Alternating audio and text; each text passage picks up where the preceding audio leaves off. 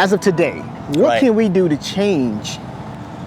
I mean, I know it might not happen real fast, but what can we do right now as an elder man? What can we do to change the dynamics of where we're going? Because it seems, again, we're heading in the wrong direction. Yes, we are. So today, I'm not speaking just specifically to Ken, but at the same time, as a nation or as a common people, what can we do individually wise? Changing so that collectively we will change everything. Well, I believe is the knowledge. You got to give your child the knowledge. When I speak about the knowledge is pretty much what's good and what's wrong. What you know as a person or what you've gone through, you tell me, look, maybe you think it's cool to smoke a cigarette or it's cool to drink. I went through that and I suffered. So it is not cool at all, as much as you think it is cool. So it's just the steps as we take with our kids. Every day counts. Every day is like, every day you pass over here, you see Waffle House. So you always think about a waffle. So every day you got to tell your kid, hey, this is this and that. Or this is going to be repetitiously, but it's going to stick on the brain. It's going to be like a song, the way they rap. You know, they'll think about that. You got teenagers, 14, 15 years old, they're having babies. Right. Okay. And they have young parents. So the parents aren't really teaching them any values or morals. You know, this is the age where anything goes. You can have a baby. Once upon a time when I was growing up, it was embarrassing to have a child out of wedlock. Now it isn't. It's just like, if you have a baby, so she's having a baby. And it's, you know, it's no big thing. From your experience in life, what would you say is the number one problem why we as a people are not succeeding like other races of people or other nations of people? Well, basically, it's all about who you're influenced by. And the one thing about us, we're influenced by a lot of the ills of society. You know what I'm saying? Insofar as it's like whatever we see like on TV or whatever we see on the internet, we just kind of, you know, we're influenced by that and we kind of follow that. A lot of people like to get caught up in the matrix per se. It goes back to conditioning. It goes back to, you know, especially in the South, you know, that's what we were taught, unfortunately. We were taught that, you know, the next man is your enemy, you know, and it goes all the way back to Jim Crow, you know, but we have to, you know, we're in a different time and we have to educate ourselves. We have to read. We have to, you know, we have to be understanding what exactly is going on out here because it is psychological warfare. All this stuff that you're seeing in these movies and these TVs, you know, it's designed to keep you in that mind state. So, you know, it's up to us as a people to educate ourselves beyond what we see on these movies and coming through these radio waves, so that way we can move beyond that. Well, I mean, you program. I feel like our people have been programmed. I mean, of course, we can go as far as the beginning when we was colonized, but we've been programmed to a whole nother, you know, somebody else's, you know, program, their lifestyle. So we don't even know our own history. We don't know our own history. So how we gonna do anything? Well, that's a great point right there. We don't know our own history. What would you say our history is, or where can we actually find it? Well, I mean, the book's been burnt. Book's been burnt. Okay. Book's been burnt history, you know, centuries ago. That's how you've been programmed. So the whole thing is to deprogram yourself and really find out, do your own research, your own history, you know, research on your own history, so you can find out where exactly you are from. You know, you're not English, right? You're not American, right? You understand what I'm saying? All this stuff been broken down, if you know, time and time and time. So we don't know anything. We just going by what's out here. So, you know, I mean, we being ran by the government.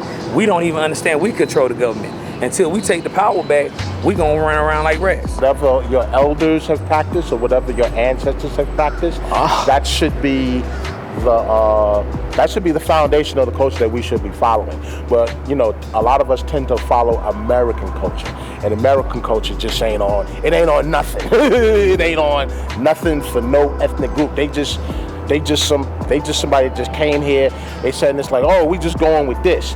And though the values that America has goes against any ethnic group or whatever. You know what I'm saying? So a lot of those, like you said, a lot of these other nationalities and races, they stick to their core roots. Whereas America, like if you're sitting up here talking about you American, you ain't got no core root at all. Wow. And there's a lot of black people that will say I'm American before they say they black. Do you think identity plays a part? And if we knew our identity, that we'll be able to do some of the things that you're actually in stating that we should submit to ourselves. Absolutely. I mean, and I said, this all boils back down to, like I said, Jim Crow and not understanding who we are. But once we begin to understand who we are as a people, I don't really get into all the classifications of African and this, because at the end of the day, when other cultures look at us, they see the same thing. They look at people of color, they look at black men, black women, and that's how we have to look at it. I don't think that there should be a classification in there. I mean, yes, granted, we have people of color from all over the world, all different nations, but at the end of the day, it's about unifying. So when we say unifying, I'm saying like unify our people, or are you talking about unifying the whole wide world? Because again, I'm talking about unifying our people. That's where it has to start for us. Obviously, the unifying the whole world hasn't worked for us. Otherwise, we wouldn't be in the the detriment of state that we are. Right. So it has to start for us. And in other cultures, they understand that. They understand that it starts at home. Other ethnic races, they're more about their community building. They're more about their family value, and that's kind of like what black and brown people, we kind of get lost in the way because we're more or less influenced by what they're putting out in the world, and that's what we tend to follow as opposed to sticking to hardcore family values, hardcore roots and tradition, you know what I'm saying, and things of that nature. You start within your household. Start within your household. Man, okay. Now, that would be a great thing, great avenue, but unfortunately, some of our households don't have the ability or the fortitude what you're explaining right now when you're speaking. So when you get past that, how do we do something? How do we do anything starting in your household when your household is not built on a foundation? You manifest a place and do your research. Find like-minded individuals. Start with the culture. Whatever you take a like or an interest in, or something that you can't go a day without thinking about, look into it and find out where it originated from. The same way when you look for who you really are, when you find out who your people are, your ancestors, and the ground that you come from, put that energy into what you want to know and what you want to make, what you want to make for yourself, or whatever you love or desire, and whatever happiness you seek, and put that energy into that first. And then you can go. So if you don't have a household, sorry to hear that, but that's an option for you. It always starts with self-love. I mean, we have to stop fighting one another. I mean, that right there is absurd, man. We have all these other cultures that are working so hard together. You have, parts of even this town in Atlanta, where there are only certain cultures or have their own grocery stores, supermarkets, laundromats, and that's where it has to start. I mean, we have to stop fighting each other. We have to learn how to get along. We have to learn how to sacrifice for one another. And it starts there. Things are not, in my eyes, going to get better until we start to look at the next person as your brother and your sister. And in that regard, also your neighbor, because you're only as good as your neighbor's house over here. You see what I'm saying? If they're not well, you're not well. Right. And that's how we have to approach life. And I think the quicker that we do that, the quicker that we can get together as people.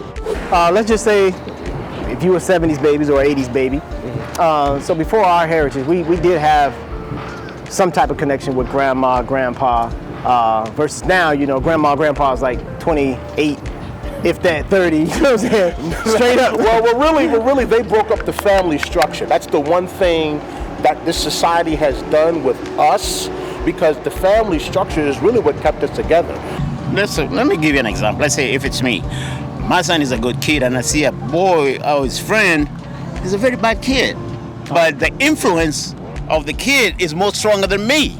Wow. Yeah. So what I do, I try and take that bad kid and say, you know what, you're part of me, so that my son can see that, hey, yeah, my dad is okay with this kid too. Oh, okay. And then at the same time, you're changing that kid. So basically, instead of chasing that kid away, and they're so influential together, they're gonna go.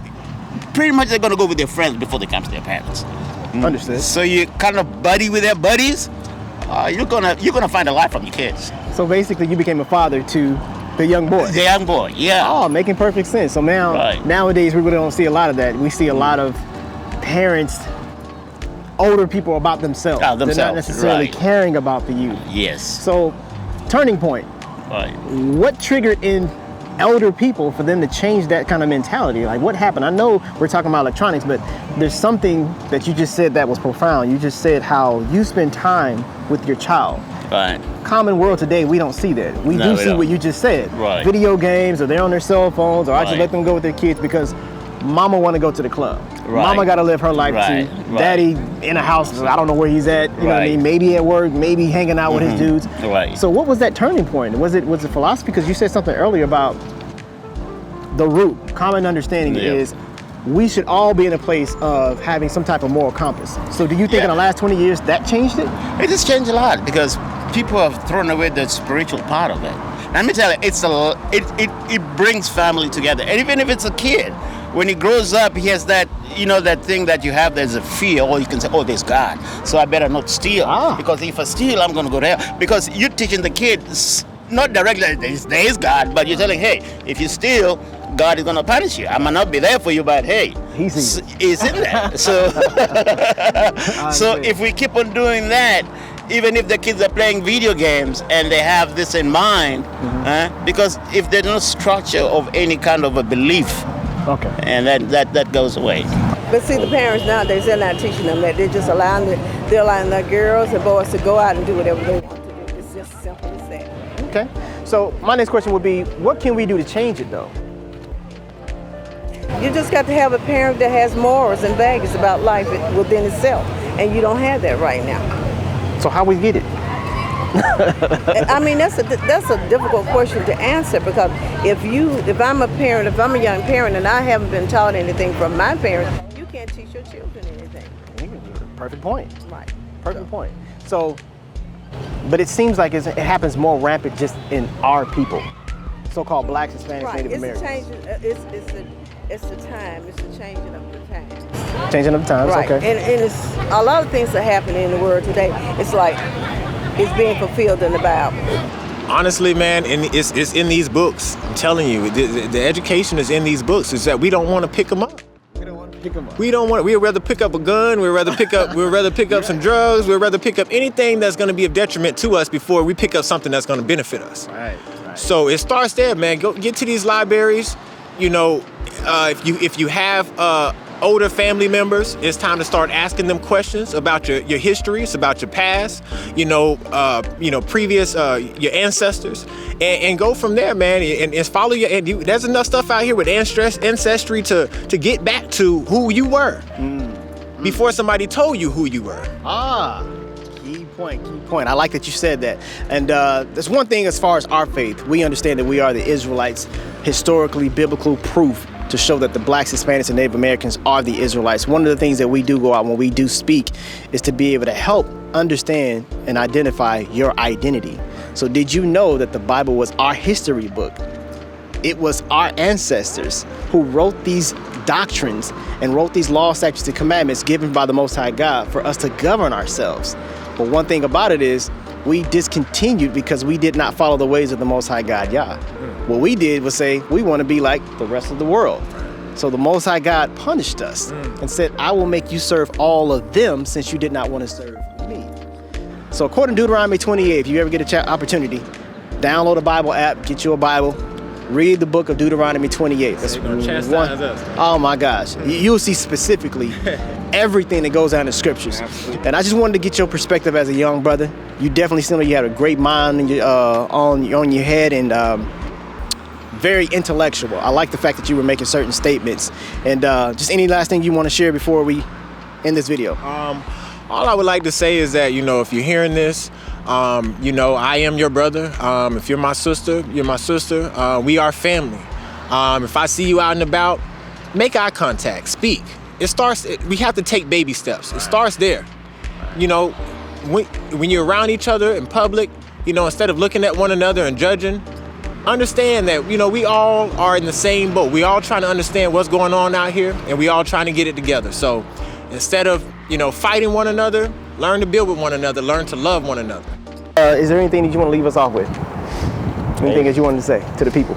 Anything I want to say to the people, hey man, just, you know what I'm saying, stay positive, man, and stay striving and keep attaining your goals, and hey, you know what I'm saying, we'll get there.